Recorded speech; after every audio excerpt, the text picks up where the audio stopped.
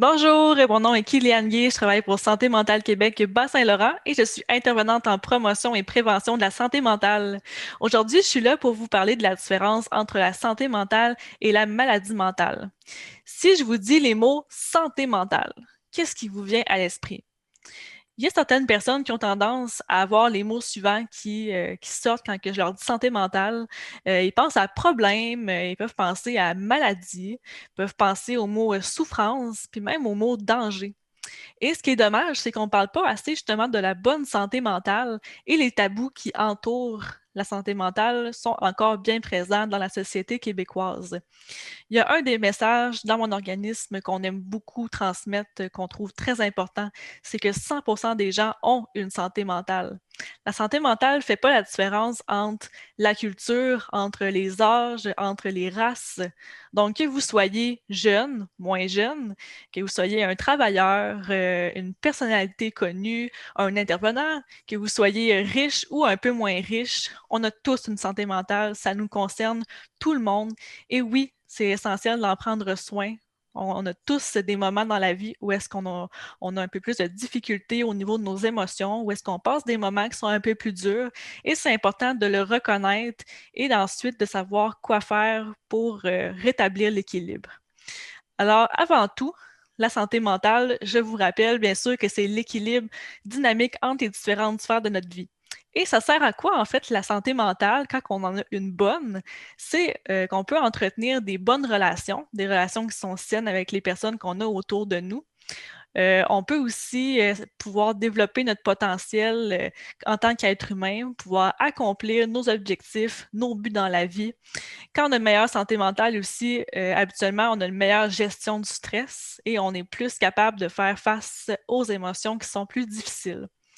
Il y a plusieurs facteurs aussi qui peuvent justement faire en sorte que notre santé mentale est meilleure ou un peu moins bonne.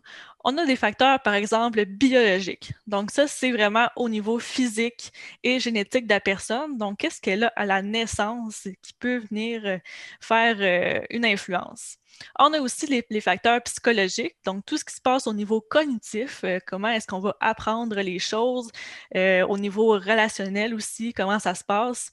On a aussi les facteurs sociaux, donc, on dit que c'est la façon dont la personne va interagir avec son environnement autour d'elle. Et évidemment, avec ça, il y a aussi une multitude de conditions, une multitude de systèmes aussi qui vont venir influencer la manière dont la santé mentale va se développer au cours de la vie. Donc, les conditions, ça peut être les conditions économiques d'une personne. Donc, est-ce que la personne a des revenus suffisants pour subvenir à ses besoins? Ça peut être aussi les conditions familiales. Donc, dans quel milieu est-ce que la personne évolue ou a évolué dans le passé? Ça peut être aussi les valeurs que l'individu prône. Donc, qu'est-ce qui est important pour cette personne-là? Qu'est-ce qui va prôner? C'est quoi l'importance qu'elle donne aux valeurs familiales, par exemple, ou aux valeurs du travail?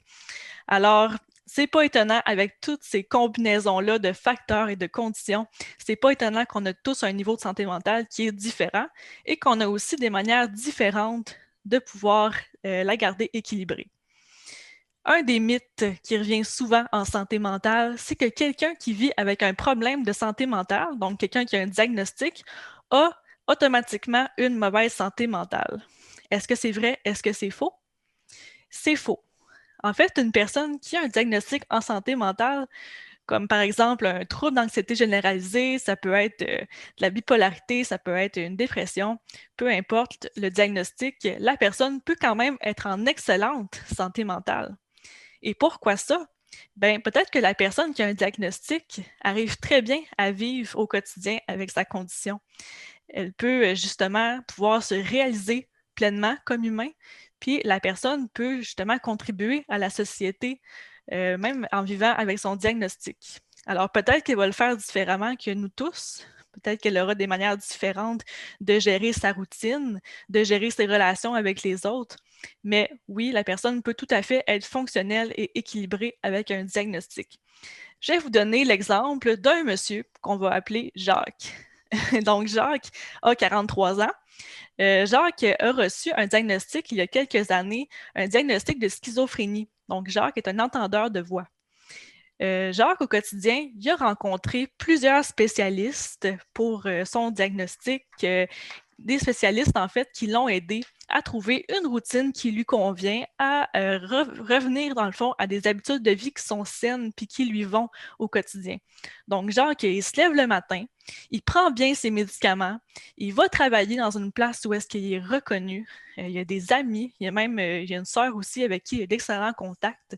Alors, Jacques, il a appris à vivre avec ses voix et il a repris du pouvoir sur son quotidien, sur sa vie. Si on regarde une situation qui est complètement à l'inverse de celle de Jacques, on peut imaginer une personne qui n'a aucun diagnostic. Donc, cette personne-là n'a jamais été voir aucun spécialiste de sa vie. C'est quelque chose qu'elle n'a jamais fait. Mais par contre, cette personne-là vit des difficultés psychologiques. Donc, on peut être vraiment en très mauvaise santé mentale, même si on n'a pas de diagnostic. La personne peut avoir de la misère à vivre avec ses émotions. Elle peut être très stressée, elle peut avoir des habitudes de vie qui sont très malsaines et elle peut manquer d'énergie, elle peut manquer de volonté pour faire des sorties, pour faire des activités.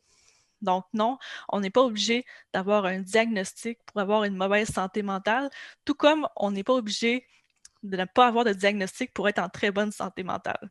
Alors, c'est pour ça qu'il faut arrêter de faire un lien tout de suite entre santé mentale et maladie mentale. On doit parler beaucoup plus de la bonne santé mentale, de la santé mentale que tout le monde a, en fait, que 100% des gens ont, ça concerne tout le monde, et des astuces justement pour la maintenir et la développer. Les fameuses 7 astuces, on en parle dans le prochain épisode. Merci beaucoup. Bye bye.